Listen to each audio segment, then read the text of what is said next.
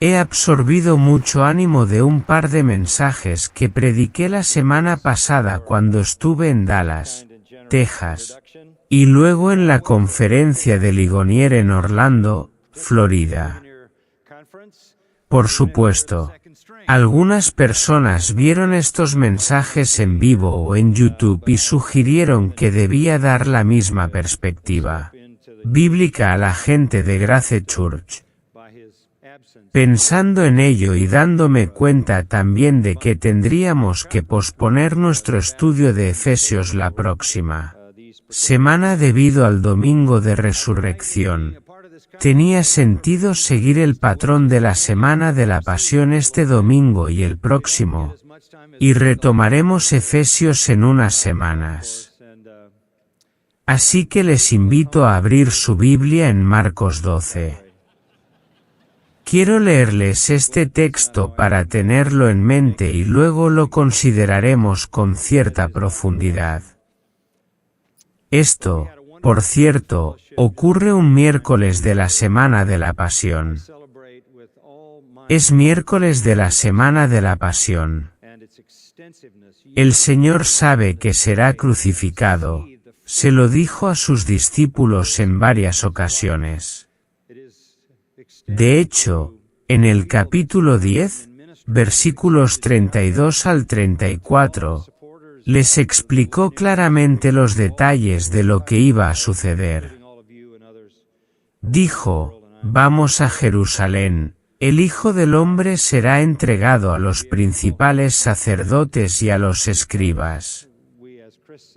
Ellos lo condenarán a muerte, lo entregarán a los gentiles, lo escarnecerán, lo escupirán, lo azotarán y lo matarán.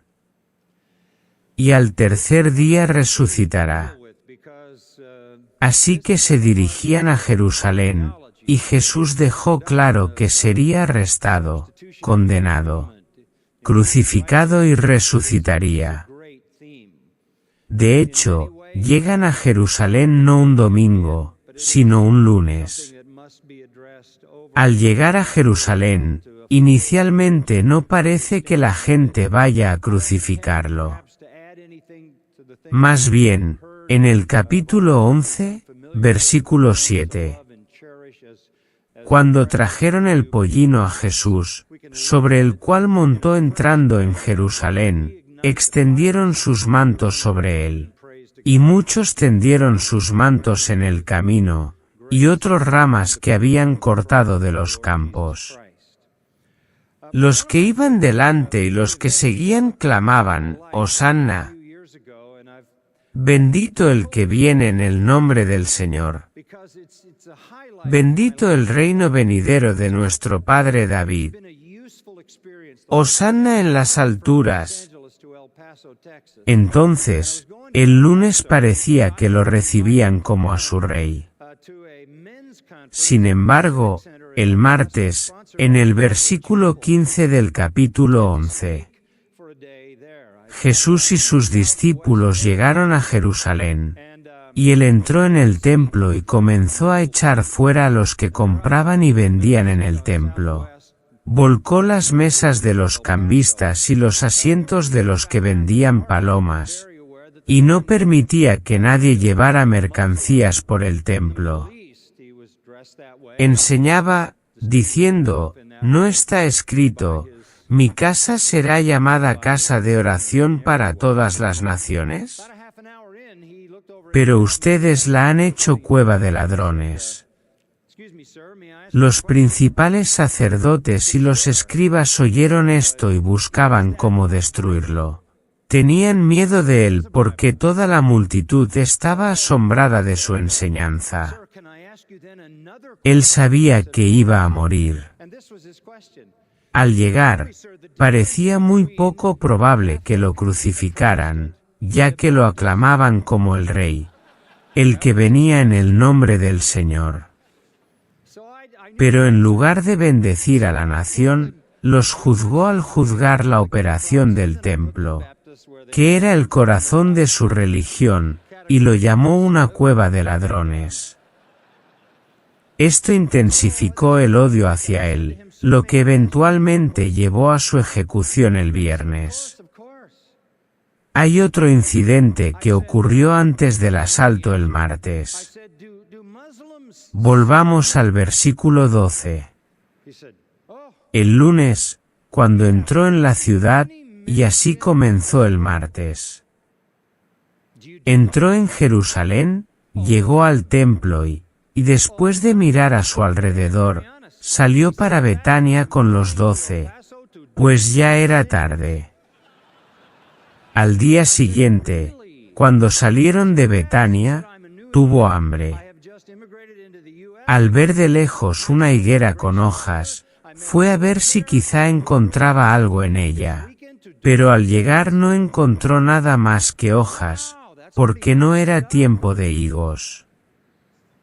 Entonces le dijo al árbol, que nadie vuelva a comer fruto de ti jamás. Y sus discípulos lo oyeron. ¿Qué hizo con esa higuera? Bajemos al versículo 20. Al pasar por la mañana siguiente, vieron que la higuera se había secado desde las raíces. Pedro, al recordar, le dijo, Rabí, mira, la higuera que maldijiste se ha secado. Jesús llega sabiendo que va a morir. Llega entre aclamaciones, la gente lo recibe como el prometido Hijo de David, el que viene en el nombre del Señor para establecer el reino prometido a Israel. Todo parecía bien el lunes. El martes, maldice la higuera y asalta el templo. La maldición de la higuera es esencialmente una maldición sobre Israel.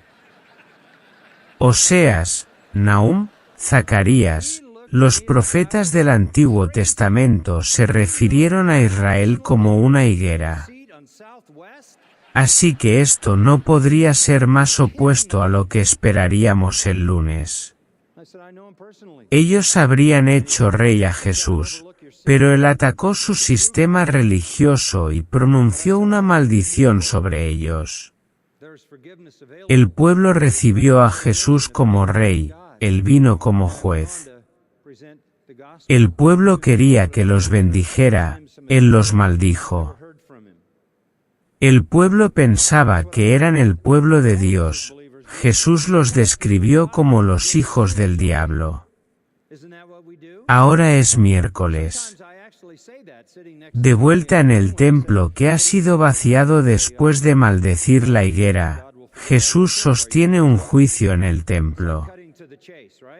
Por al menos un día, el templo quedó limpio de su corrupción, y Jesús da la parábola en el capítulo 12. Aquí está la parábola.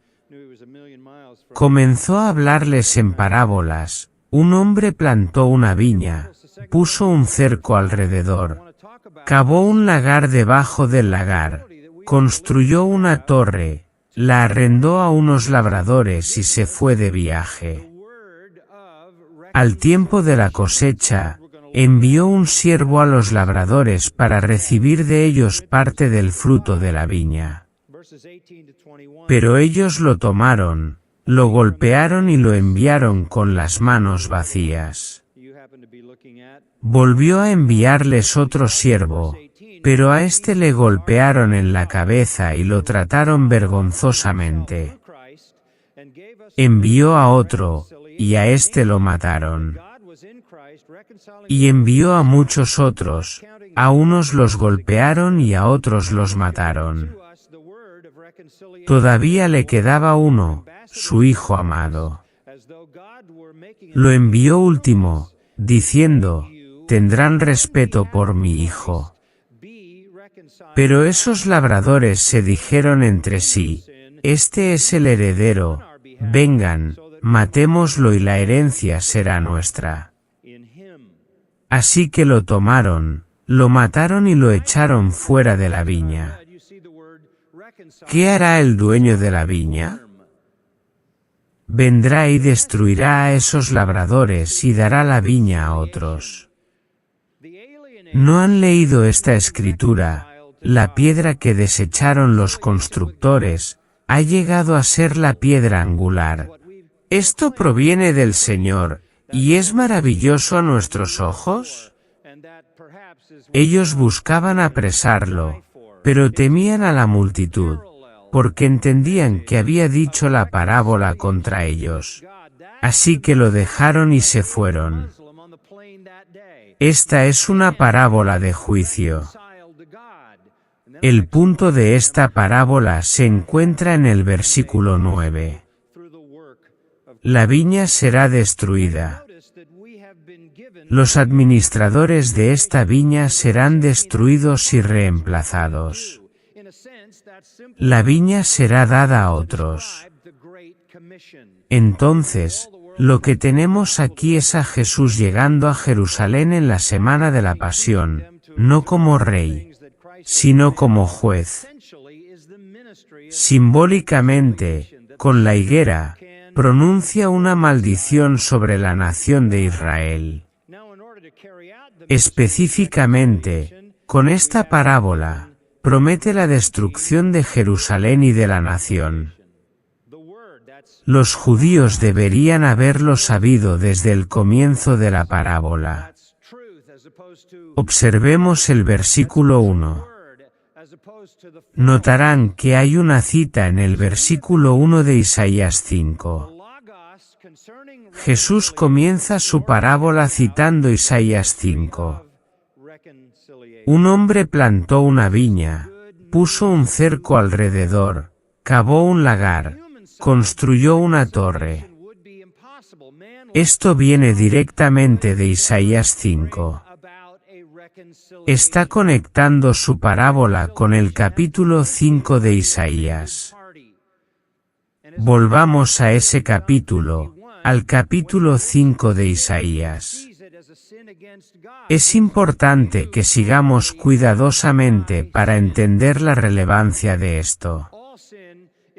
Isaías 5 comienza: ahora cantaré para mi amado el canto de mi amado acerca de su viña.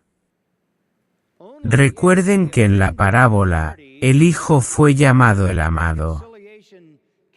Aquí hay un canto que Dios canta en Isaías 5 a su amado, que sabemos por la parábola en Marcos que es su Hijo. Mi amado tenía una viña en una colina fértil. La cavó alrededor, quitó las piedras, la plantó con vides escogidas, construyó una torre en medio de ella, y también hizo un lagar en ella. Estas son exactamente las mismas referencias que leemos en Marcos 12. Luego esperaba que diese uvas buenas por el cuidado que había puesto en su preparación, pero produjo solo uvas agrias, bayas inútiles e incomibles. Ahora pues, habitantes de Jerusalén y hombres de Judá, juzguen entre mí y mi viña. ¿Qué más se podía hacer por mi viña que yo no haya hecho en ella? Porque, cuando esperaba que diese uvas buenas, ¿produjo uvas silvestres? En otras palabras, no es culpa mía, hice todo lo posible. Entonces, como no produjo nada más que bayas agrias incomibles, déjenme decirles, versículo 5, lo que haré con mi viña. Le quitaré su cerco, será consumida, derribaré su muro, será pisoteada. La dejaré desolada, no será podada ni cavada, y crecerán espinos y zarzas. También mandaré a las nubes que no lluevan sobre ella. Destrucción total de la viña. ¿De qué está hablando? Versículo 7. Porque la viña del Señor de los ejércitos es la casa de Israel. Está hablando de Israel. Isaías llega en el siglo VIII, y Dios le da una parábola. Es una parábola acerca de un hombre que planta una viña, hace todo lo que puede para que sea exitosa. No es su culpa que la viña produzca nada más que uvas inútiles. Se pronuncia juicio sobre esa viña, debe ser completamente destruida porque no es productiva. En el siglo VIII, esto se refiere a Israel, y la destrucción vendría a manos de los babilonios. Más sobre esa destrucción fluye a partir del versículo 8 con una serie de ayes. Si miran el versículo 8, dice, ay. Y al seguir leyendo, en el versículo 11 dice, ay. Y continúa, en el versículo 18, ay, y lo mismo en el versículo 20, el 21 y el 22. Dios pronuncia juicio de formas específicas sobre pecados específicos. ¿Por qué? Versículo 16. Pero el Señor de los ejércitos será exaltado en juicio, y el Dios santo se mostrará santo en justicia. Dios va a juzgar. ¿Por qué? Versículo 24. Porque desecharon la ley del Señor de los ejércitos y despreciaron la palabra del Santo de Israel. Así que Isaías está pronunciando juicio en la forma de una parábola acerca de una viña. Dios es quien construye la viña. Dios es quien pone en esa viña todo lo necesario para que florezca y sea productiva. Pero no produce nada más que uvas agrias. Y Dios la va a destruir. Eso es exactamente lo que ocurrió en el año 586 a manos de los babilonios, quienes destruyeron Jerusalén e Israel. Es una parábola de juicio. Es una canción fúnebre. Es una parábola triste, muy triste. Ahora, en el capítulo 6 de Isaías, Isaías tiene una visión del Señor, y la necesita porque está devastado por el juicio que se aproxima y porque Él es el mensajero de juicio. Quiere estar seguro de que Dios sigue en el trono. Y Dios le da una visión en el capítulo 6, versículo 1. Vi al Señor sentado sobre un trono alto y sublime. Esta es una muy buena noticia para Isaías porque, con todo lo que había pasado en Israel, podría haber pensado que Dios había sido destronado. Pero no es así. Dios es soberano, y su gloria, simbolizada por el borde de su manto que llena el templo, lo permea todo. En la visión, su gloria se extiende por todo el rango de lo que se ve. Así que sigue en el trono, alto, sublime y glorioso. Entonces los ángeles dicen, Santo, Santo, Santo. Así que estas dos verdades fundamentales acerca de Dios, su soberanía y su santidad, se establecen en la mente de Isaías. Por lo tanto, sea lo que sea que esté pasando en Israel, que parece un desastre total y una destrucción absoluta, es consistente con la soberanía de Dios y su santidad. Nada está fuera de su control. Esto es Dios actuando soberanamente en su carácter santo, santo, santo. En otras palabras, esto es Dios haciendo lo que debe hacer. Su santidad lo exige, y su soberanía lo permite. Así que cuando todo está tan mal como puede estarlo, cuando la destrucción está llegando al pueblo del pacto de Dios, cuando Jerusalén, el templo y la nación serán devastados y destruidos, masacrados, llevados al cautiverio, Dios sigue siendo soberano sobre eso, y la acción de Dios en la invasión babilónica es una expresión de su santo y justo odio al pecado. Isaías, en la visión, se pregunta, ¿qué hago? Versículo 5, soy un hombre pecador. Lo sabe porque las cosas que salen de su boca son pecaminosas, y eso que él es profeta. Entonces uno de los serafines vuela y pone un carbón encendido en su boca.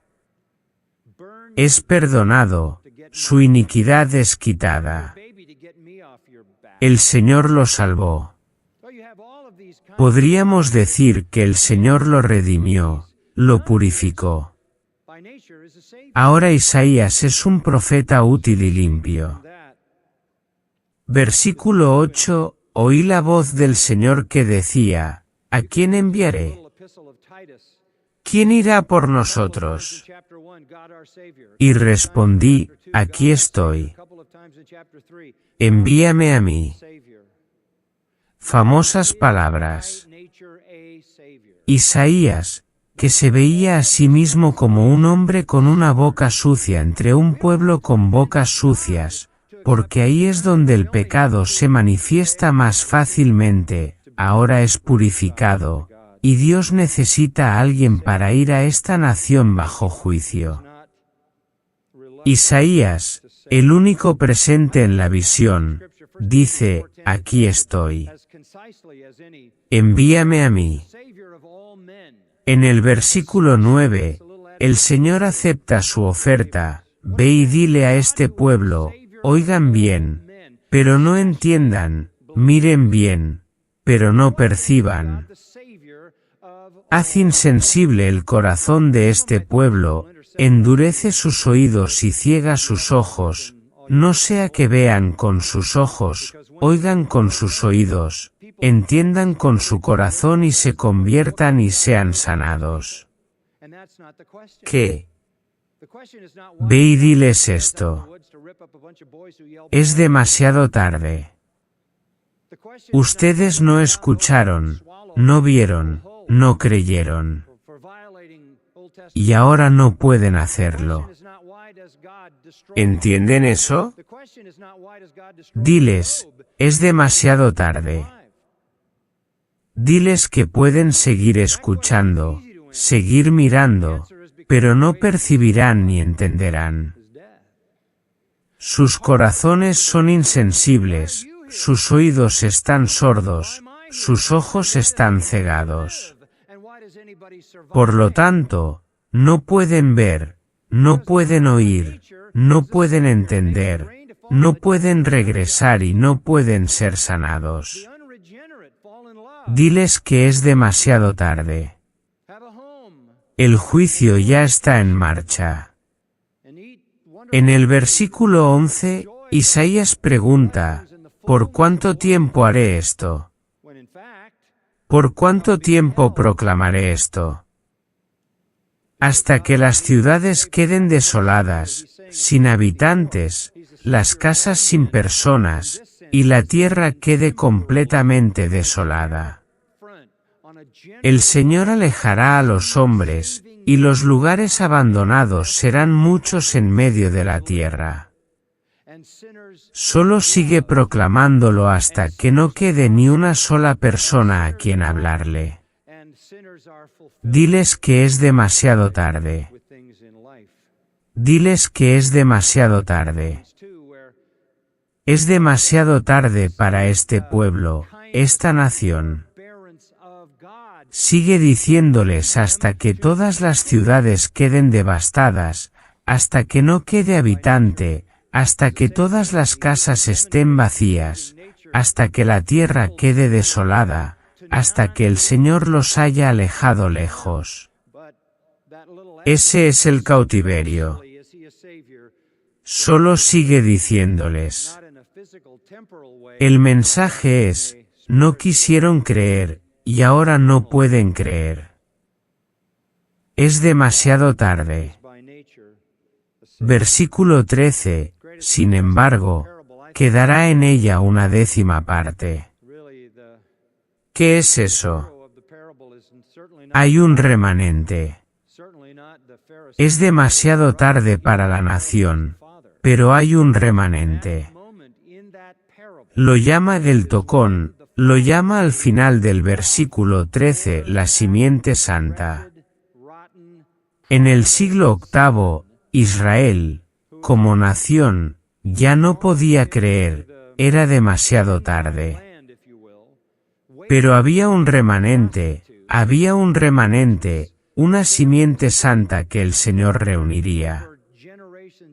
Rápidamente avancemos al Nuevo Testamento y veamos Mateo 13. Mateo 13. Miremos el versículo 10. Y, por cierto, tanto Marcos como Lucas hacen referencia a esto, aunque no tan extensamente como lo hace Mateo. Pero sigamos esto. Los discípulos se acercaron y le dijeron, ¿por qué les hablas en parábolas? Isaías había hablado en una parábola, y la parábola era una parábola de juicio. ¿Por qué les hablas en parábolas? Jesús les respondió, porque a ustedes se les ha concedido conocer los misterios del reino de los cielos, pero a ellos no se les ha concedido. ¿Entendieron eso? Les hablo en parábolas porque es demasiado tarde.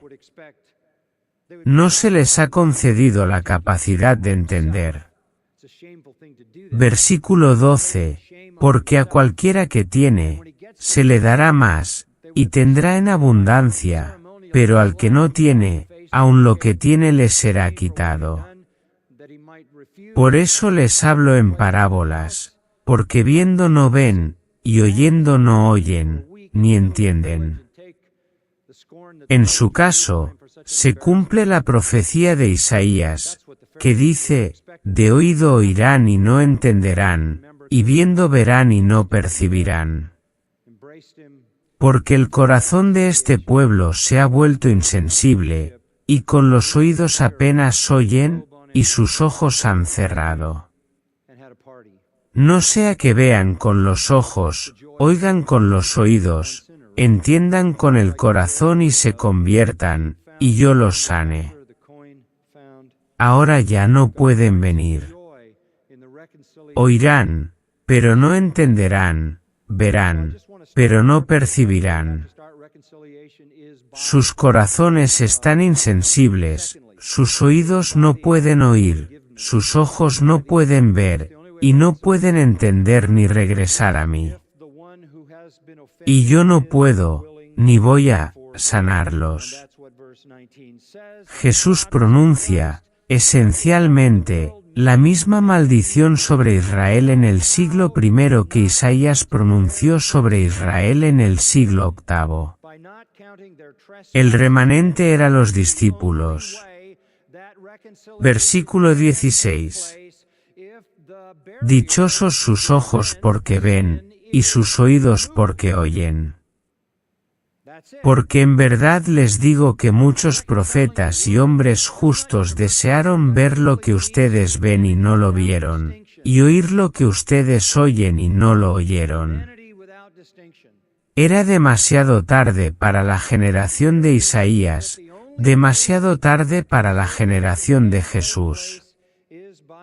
Tuvieron su oportunidad. Vayamos a Juan, capítulo 12, mientras seguimos este hilo que nos lleva de regreso a la parábola de Marcos 12. En Juan 12 y 37. Aunque había hecho tantas señales delante de ellos, no creían en él. Tuvieron su oportunidad. 3 años de oportunidades. Esto fue para que se cumpliera la palabra del profeta Isaías, quien dijo: Señor, ¿quién ha creído a nuestro mensaje? ¿Y a quién se ha revelado el brazo del Señor? Esto está citado directamente de Isaías 53, 1. Por eso no podían creer, porque Isaías dijo también: Él ha cegado sus ojos y endurecido sus corazones para que no vean con los ojos, ni entiendan con el corazón, ni se conviertan, y yo los sane. Estas cosas dijo Isaías porque vio su gloria y habló de él. Incluso si quisieran creer, no podrían creer. Esto se ilustra en el versículo 42. Sin embargo, muchos, incluso de los gobernantes, creyeron en él, pero por causa de los fariseos no lo confesaban para no ser expulsados de la sinagoga, porque amaban más la aprobación de los hombres que la aprobación de Dios. Incluso aquellos que fueron atraídos a creer no podían venir. Demasiado tarde. Así que nuestro Señor está pronunciando el mismo tipo de juicio que Isaías pronunció sobre su generación. Es aterrador pensar en eso. Los discípulos y unos pocos seguidores eran el remanente, pero aparte de eso, la nación no podía creer porque no quería creer. La incredulidad voluntaria se convirtió en incredulidad judicial, Dios los fijó en su rechazo. Vayamos al final del libro de los Hechos, en el capítulo 28. Y todos entendemos que Pablo está prisionero en Roma. Cuando fijaron un día para que Pablo hablara, acudieron a él en su alojamiento en gran número, y estos eran judíos, como se señala en el versículo 17. Pablo les explicaba solemnemente, testificando acerca del reino de Dios y tratando de persuadirlos acerca de Jesús, desde la ley de Moisés y los profetas, desde la mañana hasta la tarde. Algunos fueron persuadidos por las cosas que Pablo decía, pero otros no creían. Y cuando no estuvieron de acuerdo entre ellos, comenzaron a irse después de que Pablo dijo una palabra final. El Espíritu Santo habló bien a través del profeta Isaías a sus padres, diciendo: Ve a este pueblo y diles, de oído oirán y no entenderán, y viendo verán y no percibirán. Porque el corazón de este pueblo se ha vuelto insensible, y con los oídos apenas oyen, y sus ojos han cerrado, no sea que vean con los ojos, oigan con los oídos, entiendan con el corazón, y se conviertan, y yo los sane. Pablo, citando el mismo pasaje de Isaías 6, dice en el versículo 28. Por tanto, sepan esto, esta salvación de Dios ha sido enviada a los gentiles, ellos sí escucharán. Esto es exactamente lo mismo que dijo Jesús. Es exactamente lo que dijo Isaías. Vayamos a Romanos 11, y casi regresamos a Marcos. Esto es muy importante. Pablo está hablando acerca de la salvación de los judíos. Romanos 11, 5. De la misma manera, también hay en este tiempo un remanente escogido por gracia. Por elección, un remanente. Y si es por gracia, ya no es por obras, de otra manera, la gracia ya no sería gracia. ¿Qué diremos entonces? Israel no obtuvo lo que buscaba, pero los escogidos sí lo obtuvieron, y los demás fueron endurecidos. Este es un concepto aterrador. Pablo dice nuevamente, esencialmente, lo que dijo al final del libro de los Hechos: Israel está buscando justicia, buscando una relación con Dios, pero no la ha obtenido. Sin embargo, los que fueron escogidos la obtuvieron, y el resto fue endurecido. Esto está en términos inconfundibles, la doctrina de la elección.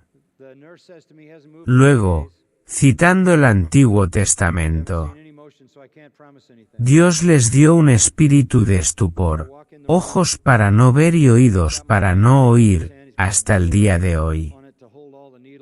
Y David dice, que su mesa se convierta en un lazo y en una trampa, en piedra de tropiezo y en retribución para ellos.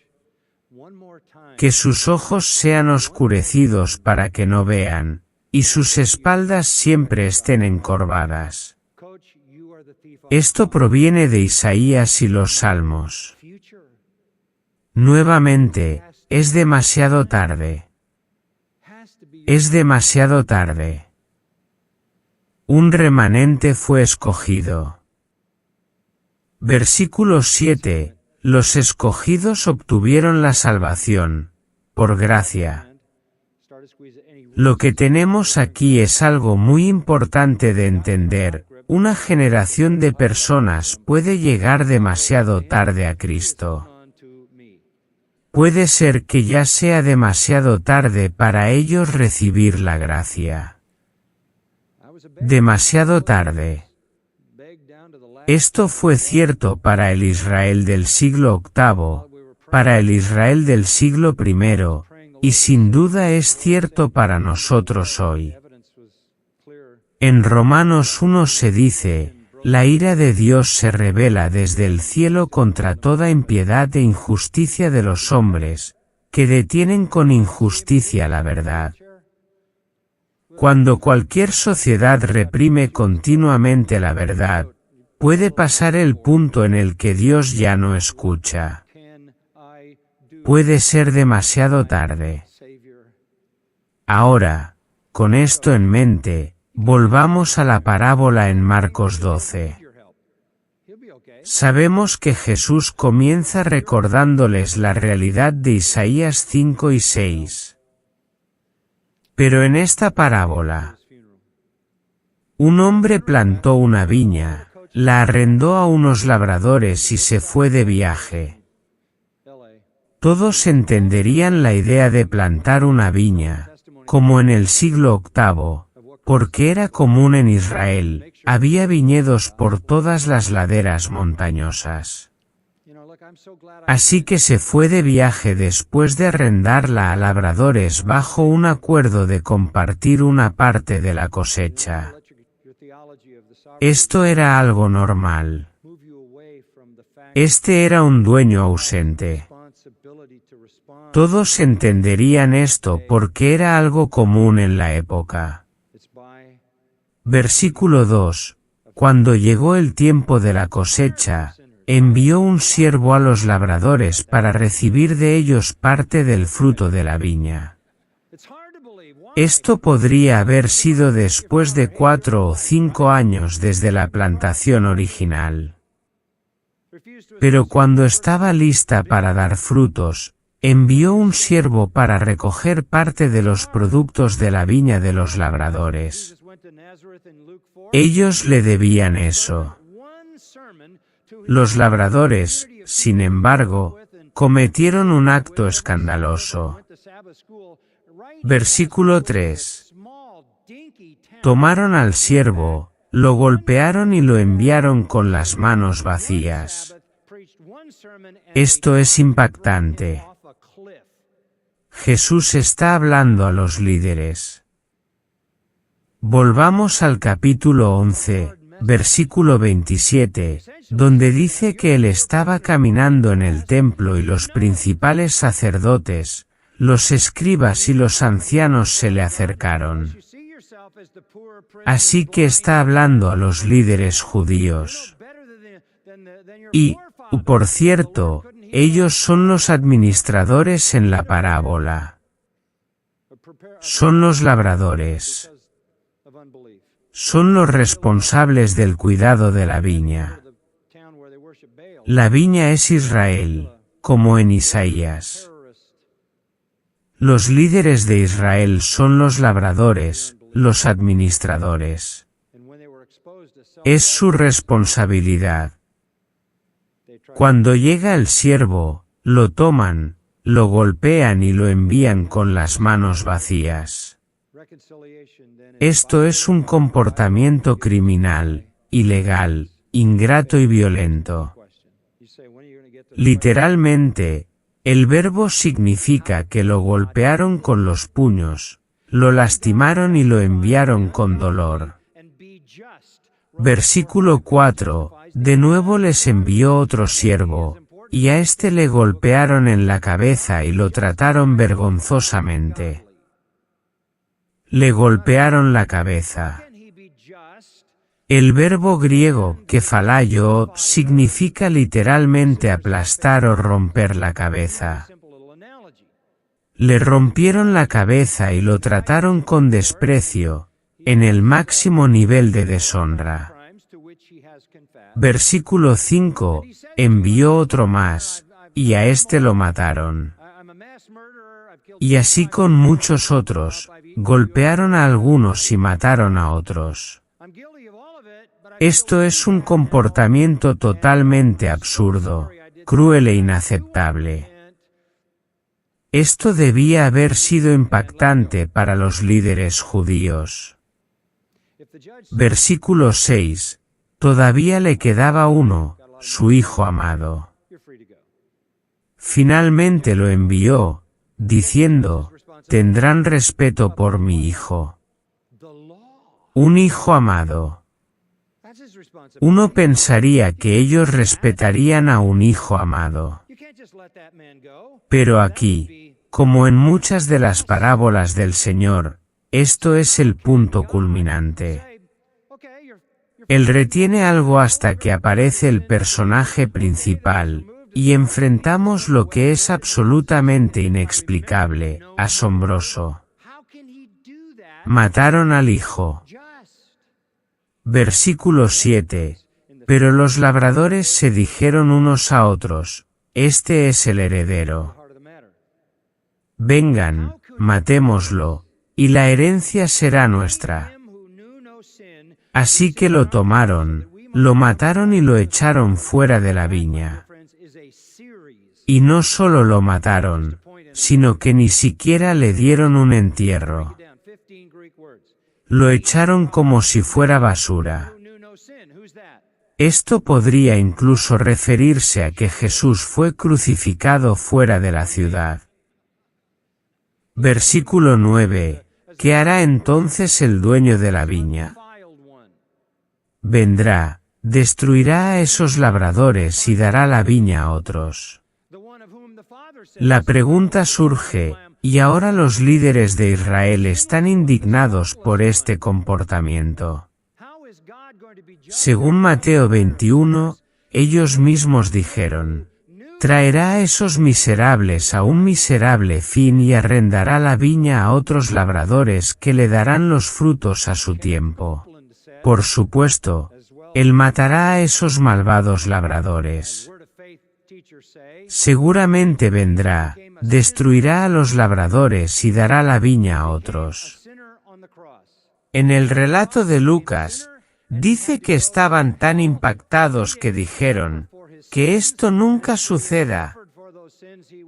La negativa más fuerte posible. Ellos no tenían más que respeto por el dueño de la viña, respeto por sus siervos, respeto por su hijo. Entonces, ¿de qué trata esto? El dueño de la viña es Dios. La viña es su pueblo, Israel. Los labradores son los líderes religiosos, aquellos que han sido encargados de cuidar al pueblo. Específicamente, se refiere a los escribas, fariseos y líderes del templo en tiempos de Jesús.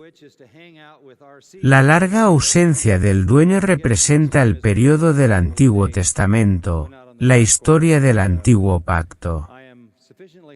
Dios elige un pueblo, planta una viña y la deja bajo el cuidado de los líderes religiosos, desde los patriarcas hasta los escribas y fariseos de la época de Jesús. El tiempo de la cosecha representa los momentos en los que Dios esperaba un fruto espiritual, la obediencia, la justicia y la santidad de su pueblo. Pero en lugar de buenos frutos, según Isaías 5, lo que recibe son uvas agrias, desobediencia y corrupción. ¿Quiénes son los siervos enviados por el dueño de la viña? Son los profetas del Antiguo Testamento, enviados para llamar a Israel al arrepentimiento, a producir frutos espirituales, a obedecer a Dios. Los siervos son los mensajeros enviados por Dios para guiar a su pueblo. Desde Moisés hasta Juan el Bautista, todos ellos representan a los siervos de esta parábola. ¿Y qué hizo Israel con estos profetas? Según la historia del Antiguo Testamento, los golpearon, los despreciaron y los mataron. Por ejemplo, según la tradición, Isaías fue aserrado en dos por su propio pueblo. Jeremías fue maltratado, arrojado a un pozo y, según la tradición, finalmente apedreado hasta la muerte. Ezequiel fue rechazado, y se dice que fue asesinado por un israelita a quien reprendió. Amós tuvo que huir por su vida. Zacarías, el sacerdote, fue rechazado y apedreado. Micaías fue golpeado en la cara. No fue algo raro. Esto era algo común. Leamos Jeremías 25, 4-7. El Señor les ha enviado a ustedes todos sus siervos los profetas una y otra vez. Pero ustedes no han escuchado ni inclinado su oído para oír, diciendo, vuélvanse ahora, cada uno, de su mal camino y de la maldad de sus acciones, y habiten en la tierra que el Señor les dio a ustedes y a sus padres para siempre. No vayan tras otros dioses para servirlos y adorarlos, ni me provoquen a ira con la obra de sus manos, y no les haré ningún mal. Pero ustedes no me han escuchado, dice el Señor, y así me han provocado a ira con la obra de sus manos, para su propio mal. Esto resume la historia de Israel. Dios envió a sus profetas, y ellos no escucharon. No solo eso, sino que los maltrataron y los mataron. Por esto, Jeremías también dice en los versículos siguientes que el juicio vendría a través de Babilonia, con la destrucción de Jerusalén y su cautiverio. Volviendo a Mateo 23, 29-31. Ay de ustedes, escribas y fariseos hipócritas, porque construyen los sepulcros de los profetas y adornan los monumentos de los justos, y dicen, si hubiéramos vivido en los días de nuestros padres, no habríamos sido partícipes con ellos en el derramamiento de sangre de los profetas. Así que dan testimonio de que son hijos de los que mataron a los profetas. Jesús está diciendo que los líderes religiosos del siglo I no eran mejores que sus antepasados. De hecho, les dice que llenarán la medida de la culpa de sus padres al rechazar y asesinar también al hijo. Regresando a Marcos 12, ¿quién es el hijo amado? Esto es inconfundible. Es el mismo amado de Isaías 5, 1. Versículo 6. Todavía le quedaba uno, su hijo amado. En el bautismo de nuestro Señor, Dios dijo, «Este es mi hijo amado». En la transfiguración, también dijo, «Este es mi hijo amado». Él es diferente de todos los demás mensajeros. No es un siervo, no es un esclavo, es un hijo. Tal vez lo respeten, pero no, lo mataron. Versículo 7. Pero los labradores se dijeron unos a otros, «Este es el heredero. Vengan, matémoslo, y la herencia será nuestra». Así que lo tomaron, lo mataron y lo echaron fuera de la viña. Lo echaron fuera, incluso fuera de la nación, posiblemente refiriéndose a su crucifixión fuera de la ciudad. Matémoslo y la herencia será nuestra. Creían que podían mantener el control del reino de Dios si eliminaban al hijo. Pero, versículo 9, ¿qué hará el dueño de la viña? Vendrá y destruirá a esos labradores, y dará la viña a otros. Este juicio ocurrió en el año 70 después de Cristo, cuando miles de judíos murieron. El templo fue destruido, y el sistema religioso judío terminó para siempre. No se reconstruyó el templo, no se restauró el sacerdocio, no hubo más sacrificios, ceremonias, saduceos, fariseos ni sumos sacerdotes. Todo terminó. Y dará la viña a otros. ¿Quiénes son estos otros? Los nuevos custodios del reino de Dios, aquellos a quienes se les confió la verdad, la ley, los profetas, los pactos y las promesas.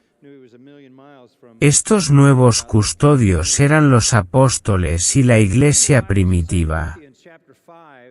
En Hechos, vemos que la iglesia estudiaba la doctrina de los apóstoles. Ellos se convirtieron en los nuevos administradores de la verdad divina. Jesús les dijo en el aposento alto, la noche del jueves, que el Espíritu Santo les recordaría todo lo que Él les había enseñado y los guiaría a toda verdad. Fueron los apóstoles y aquellos asociados con ellos quienes recibieron la revelación divina, que ahora constituye el Nuevo Testamento.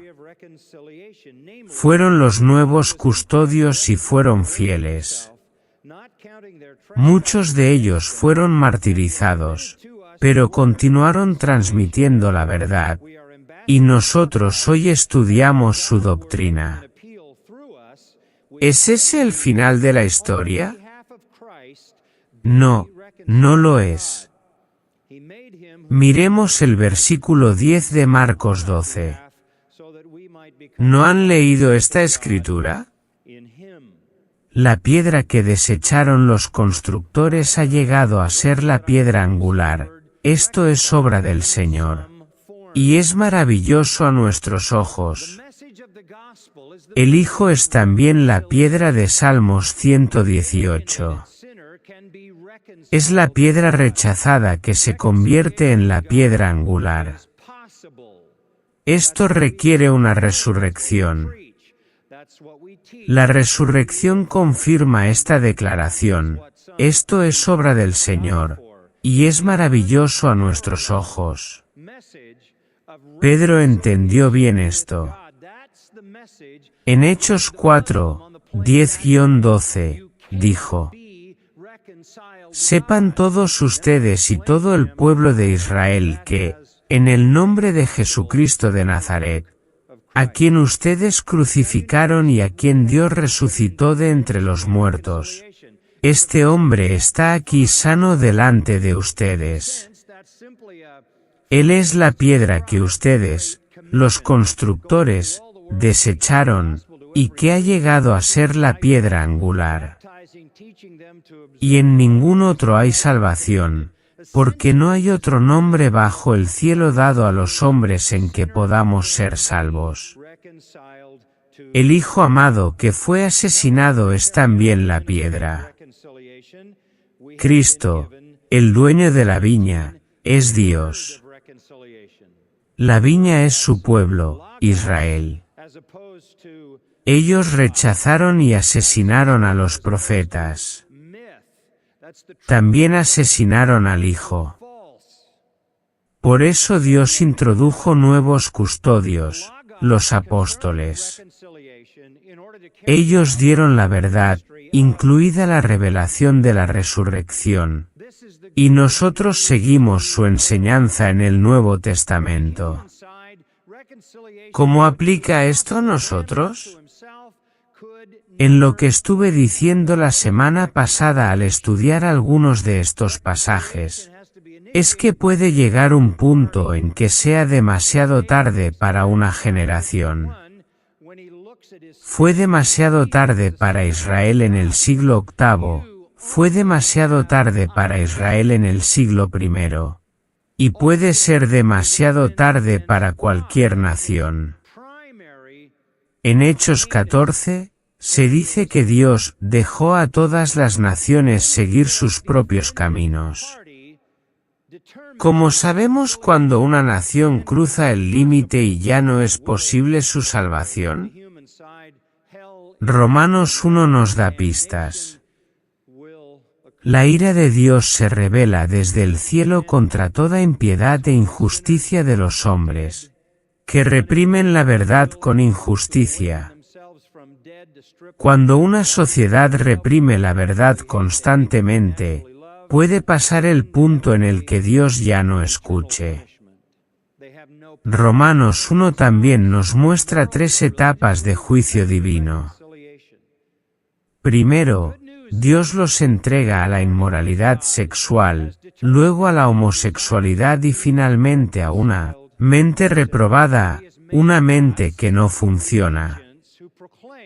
¿Cómo sabemos cuando una nación está bajo juicio? Cuando vemos que esa nación está profundamente hundida en el pecado sexual, cuando apoya y promueve la homosexualidad, y cuando adopta un nivel de insensatez que los lleva a criminalizar la justicia y legalizar la maldad. Entonces sabemos que esa nación está bajo juicio. ¿Cuál es nuestro mensaje a esa nación? Si decimos al Señor, como Jeremías, envíame a mí, el mensaje será, es demasiado tarde para la nación. Estamos bajo juicio. Pero no es demasiado tarde para los elegidos, porque Romanos 11 dice que hay un remanente según la elección de la gracia. Algunos han sido escogidos. Ellos pueden creer, ellos creerán cuando proclamemos el Evangelio. Entonces, ¿cuál es nuestro mensaje a esta nación? Están bajo juicio. Es demasiado tarde para la nación, pero no para los elegidos. Aunque la nación esté condenada, Dios aún tiene su remanente. Advertimos porque no sabemos quiénes son esos elegidos. Y también ofrecemos la gracia del Evangelio. Esa es nuestra misión, advertir sobre el juicio y proclamar la gracia, sabiendo que es demasiado tarde para una nación, pero no para los elegidos. Padre, te damos gracias por tu palabra. Esto no es algo oscuro, no es difícil de entender. Es claro como el cristal. La salvación es por gracia. Y, en el presente, un remanente según tu elección está siendo reunido. Lo que muchos buscan no lo obtienen, pero aquellos que fueron escogidos lo obtienen, y el resto es endurecido. Es una realidad aterradora, reminiscente del diluvio, donde Noé, durante 120 años, predicó justicia y advirtió al mundo sobre el juicio. Pero después de 120 años solo 8 personas se salvaron. Así es la historia de la humanidad. La gente endurece sus corazones hasta que pasan un punto de no retorno, y se vuelve demasiado tarde. Ciertamente, esta es la historia de todas las naciones, incluida la nuestra. Pero que podamos advertir con claridad sobre el juicio presente y el juicio eterno que está por venir. Que podamos llamar a los pecadores al arrepentimiento y a la fe en Jesucristo, sabiendo que no hay salvación en ningún otro. Él es el Hijo, la piedra que fue rechazada y resucitó, y en quien solamente hay salvación. Gracias por tu gracia hacia nosotros. Úsanos para llamar a los tuyos hacia ti, porque no pueden venir a menos que escuchen el mensaje sobre Cristo. Que eso siempre esté en nuestros corazones y en nuestros labios. Lo pedimos por su causa. Amén.